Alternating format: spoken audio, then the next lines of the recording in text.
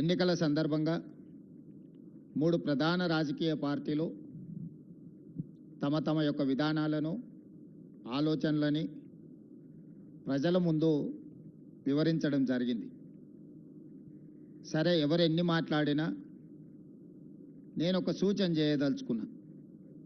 ముఖ్యంగా జూబ్లీహిల్స్ శాసనసభ నియోజకవర్గ ఓటర్ మహాశైలకు 2004 నుంచి 2014 వరకు 10 సంవత్సరాలు తెలంగాణ రాష్ట్రంలో కానీ కేంద్రంలో కానీ కాంగ్రెస్ పార్టీ అధికారంలో ఉన్నది.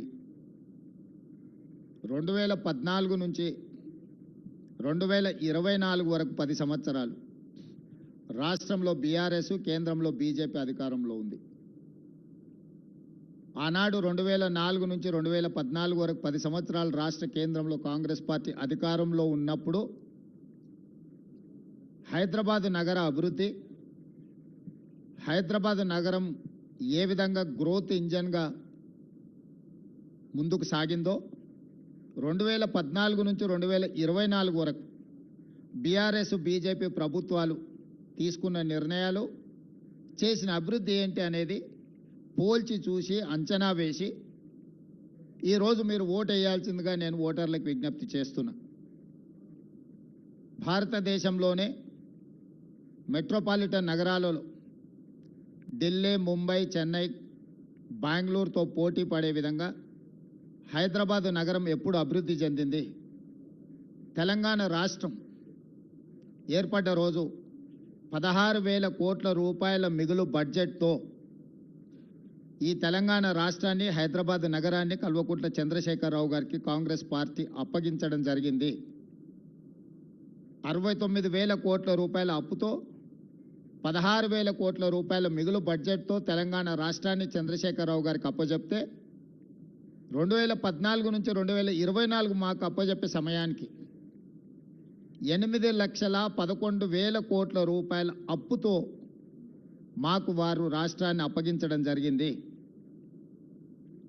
ఆనాడు కాంగ్రెస్ పార్టీ అధికారంలో ఉన్నప్పుడు ఈరోజు కనిపిస్తున్న అభివృద్ధి మొత్తం తెలంగాణ రాష్ట్రాన్ని ఆర్థికంగా నిలబెట్టి ప్రపంచ ముఖచిత్ర పటంలో గుర్తింపు తీసుకొచ్చిన ప్రాజెక్టులన్నీ కూడా ఈ నగరంలో నిర్మించినవి కాంగ్రెస్ పార్టీ రాష్ట్రంలో, కేంద్రంలో అధికారంలో ఉన్నప్పుడు.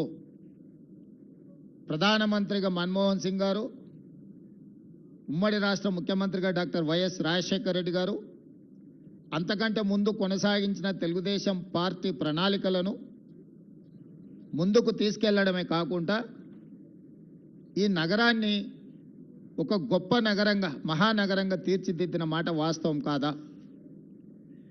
ఈనాడు కనిపిస్తున్న హైదరాబాద్ నగరంలో ఉన్న hitech city, outer ring road, అంతర్జాతీయ airport, metro rail, Krishna Godavari జలాల తాగునీటి పథకాల ప్రణాళికలు, అదేవిధంగా విద్యకు సంబంధించి ఒక నాలెడ్జ్ హబ్గా తయారు చేయాలని ఐఎస్బి, నల్సర్ యూనివర్సిటీ, IIIT ఇట్లాంటి గొప్ప విద్యా సంస్థల్ని ఆనాడు కాంగ్రెస్ పార్టీ ఈ రాష్ట్రానికి, నగరానికి తీసుకొచ్చింది.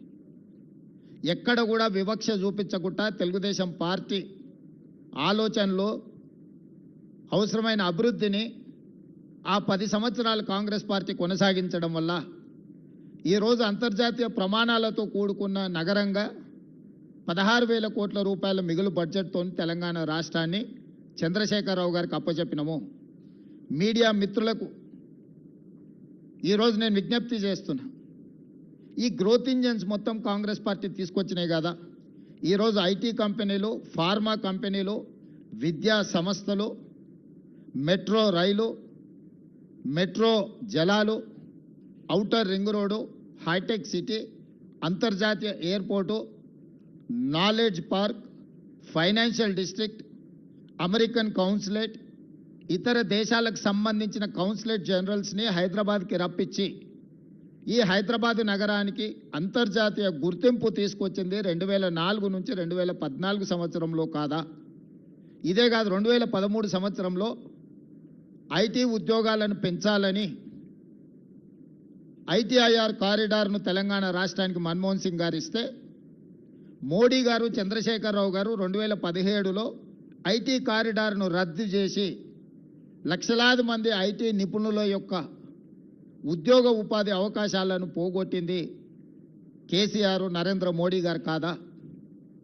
ఈరోజు ప్రత్యక్షంగా లక్షలాది ఉద్యోగాలు, లక్షలాది కోట్ల రూపాయల ఆదాయం ఈ రాష్ట్రానికి వచ్చింది అని అంటే 2004 నుంచి 2014 వరకు ఆనాటి ప్రభుత్వం తీసుకున్న భవిష్యత్ కార్యాచరణ కాదా?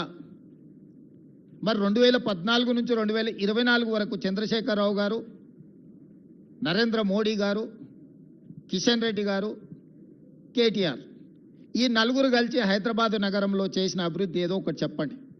వరదలు వచ్చినప్పుడు హైదరాబాద్ నగరం నిండా మునిగిపోతే కేంద్రం నుంచి చిల్లి గవ్వ కూడా కిషన్ రెడ్డి గారు తీసుకురాలి కేంద్ర మంత్రిగా. సచివాలయంలో ఉన్న దేవాలయాన్ని కూలగొడితే కూడా, సచివాలయంలో ఉన్న మసీదును కేసీఆర్ కూలగొడితే కూడా, కిషన్ రెడ్డి గారు సొంత నియోజకవర్గంలో ఇంత దుర్మార్గం జరిగితే కూడా ప్రశ్నించలేదు. వాళ్ళు పదే పదే చెప్పే కమాండ్ కంట్రోల్ రూమ్, సచివాలయం, ప్రగతి భవన్, కాళేశ్వరం ప్రారంభించి పూర్తి చేసినవి ఈ 4 చంద్రశేఖరరావు తెలంగాణ రాష్ట్రంలో. 1,50,000 కోట్ల రూపాయల అంచనాలతో మొదలుపెట్టిన కాళేశ్వరం 1,02,000 కోట్ల రూపాయల బిల్లులు చెల్లించిండు కాంట్రాక్టర్లు. కాళేశ్వరం కట్టడం, కాళేశ్వరం కూడడం 3 సంవత్సరాలలో జరిగిపోయింది. 1,00,000 కోట్ల రూపాయలు గోదావరి పాలైపోయినాయి. ప్రగతి భవన్ ఆయన విలాసవంతమైన జీవితాన్ని సేదతీరడానికి మాత్రం ఉపయోగపడ్డది తప్ప, గద్దరన్న లాంటి వాళ్ళని ప్రగతి భవన్ గేటు దగ్గర గంటల కొద్దీ ఎండలో కూర్చోబెట్టింది తప్ప పేద ప్రజలకు ప్రవేశం లేని